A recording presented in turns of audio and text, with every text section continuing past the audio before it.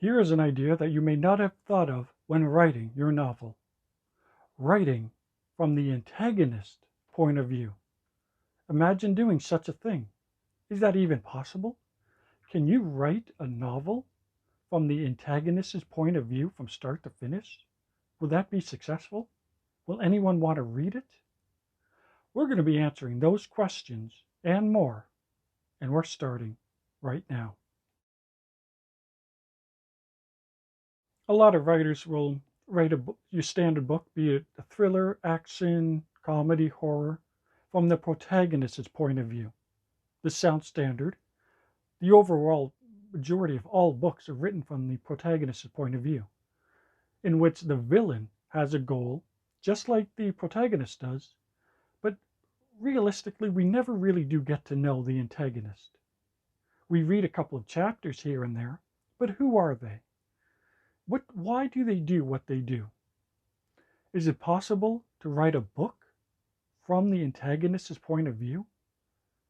Would you ever read a book like this? Imagine going into a bookstore where the entire book is written from the bad guy's point of view. Would this be successful? In fact, it might even be beneficial to write from the antagonist's point of view. Why? Because whenever we read a headline in a newspaper about someone doing something bad, one of the questions we ask is why? Why did they do what they do? Whenever you hear about a crime on TV, you always ask the question why. We read newspapers to find out what happened, but newspapers cannot give us insight into the villain's or the antagonist's motivations as to why they did what they did. We can read about what they did and what they look like and the events and how they happened, but to get inside an antagonist's mind, that's actually very interesting, because that is what people want. We want to know why someone does what they do. As a writer, if you write a book from an antagonist's point of view, that would be giving the reader insight into something we've always wanted, and that is insight into a bad person's mind and why they feel justified in what they do. Do people who start world wars feel as though they're the bad guy? What about serial killers? Do they think they're bad? Do they know what they're doing is evil? Imagine if you were to write a book from a bad person's point of view, in which that person tries to justify what they did. You may not like reading it, but it does make for an interesting story. It makes for an interesting read, because now for the first time, we're inside the mind of a criminal, seeing through their eyes. We watch a Batman movie and we watch the Joker do what he does, but imagine if we saw a movie from the Joker's point of view, his eyes. Imagine Friday the 13th. Imagine if we saw through Jason's eyes. What is Jason thinking? Why is Jason doing what he's doing? When you watch a Friday the 13th movie, you see what he's doing, but we don't know why. What motivates him? What makes him decide to go left or right, or who he goes after? Imagine a movie from his point of view. Imagine a movie from a zombie's point of view. In one of those zombie movies, there are 50 million zombie movies out there now, in which you see the good people running from the zombies. But imagine if there was a book written, and from start to finish was from a zombie's point of view. That would be different. It would be interesting. But as a writer, would you dare to go there? Would you risk writing a book from it in the antagonist's point of view? Or would you be afraid that no one would want to read it? But with all the books in a bookstore, 99% of them, or more, are all from the protagonist's point of view. Imagine if we saw it from a different point of view. Imagine how interesting it would be to finally be able to answer the question, why? Why do people do what they do? Why do bad people hurt good people? If you write from the antagonist's point of view, you can answer that question. Doesn't mean that the person reading it is going to agree, because a lot of times you can read a book and not like the lead character. You may not agree with them. But the reason why we read, because we want to have the answers to the question why. And writing from the antagonist's point of view, that can answer the question why. There have been countless novels and movies about Jack the Ripper, but they've always been from the police officer's point of view of trying to catch him. Imagine if someone wrote a book from Jack the Ripper's actual point of view and who he is, where he lives. Why does he do what he does? Does he believe himself to be right? Does he know what he's doing is wrong? Imagine if you wrote a book from Jack the Ripper's point of view. Now, all of a sudden, we all know the story of Jack the Ripper, but we've seen 50,000 movies and books from the police's point of view. But now, all of a sudden, we can have a book from his point of view, giving us a completely different perspective on something that we all know the story of. Imagine if someone wrote a book from the shark's point of view from the movie Jaws. We read Peter Benchley's novel about Jaws, and we see what the shark does. But imagine if someone were to write a book from start to finish from the shark's point of view when he's after the orca with those 3 men on board. The way in which the shark goes after the cage, or the shark attacks the boat. What is the shark thinking or feeling? That would be a very interesting story to read from the shark's point of view from start to finish, if someone were to write a different book from the novel Jaws.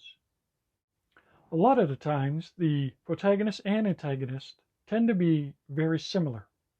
They both have a want and a need, and the want ends up being the same thing. This is why the protagonist and the antagonist and protagonist are like involved in this dance until eventually they get to the end where the protagonist figures out that their need is more important than their want, so they let go of their want, but the villain continues to focus on their want, leading to their downfall. But imagine if we saw the story from the villain's point of view, in which the villain believed that they were justified in what they were doing, and they saw the protagonist as the bad guy. One of the rare books about the Civil War is Gone with the Wind. It shows us the point of view from the South. What was it like in the South during the Civil War? There have been many movies and books made about the Civil War from the North's point of view. And Gone with the Wind was one of the rare few books that shows us the point of view from the South, making for an interesting read. But do remember the golden rule, though. If you are going to write a book from the bad guy's point of view, you have to make sure that bad guy doesn't win at the end. Because as much as we don't like the bad guy, and we can understand them, they still have to lose in the end. Because if you write a story about someone who is bad, who then gets away with what they've done, that's going to make the reader feel angry. Because we can read a book about a bad guy, but the whole time we do want that bad guy to actually be stopped. So if you have your bad guy caught in the end, that makes for an interesting read. But if your villain gets away with what they've done, then the person reading isn't going to be too happy. If you are going to write a book from the antagonist's point of view, don't just write telling us what they did and what they look like. We have to go in deeper from a psychological point of view, where we are given insight into their mind, where we can feel what they're feeling and think what they're thinking, as if the reader is being pulled inside the mind of the bad guy. We want to know why they're doing what they do. We don't want to just be told what they're doing, because that creates a separation between the reader and the story. But if you're able to pull the reader into the story, where they can feel and think what the antagonist is thinking, it makes for an interesting story. But always remember, as a writer, you have to be able to go there, and that's not easy. Because when you're writing a story from the protagonist's point of view, that's pretty straightforward and easy. But if as a writer, you're willing to write from the antagonist's point of view, that's going to challenge you. Can you go there and write something powerful from the antagonist's point of view to a point where it pulls the reader into the story as though they're seeing through the antagonist's eyes?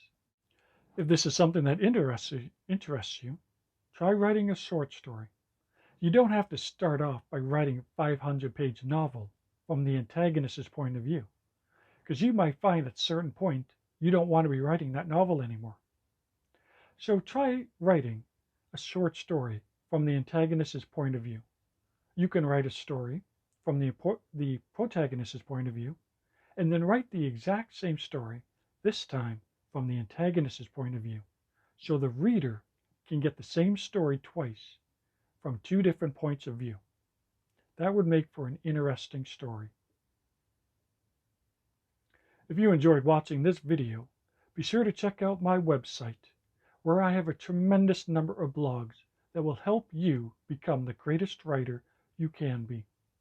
In fact, I'm going to leave a link to my website in the description down below, so you can visit my site right away and start learning.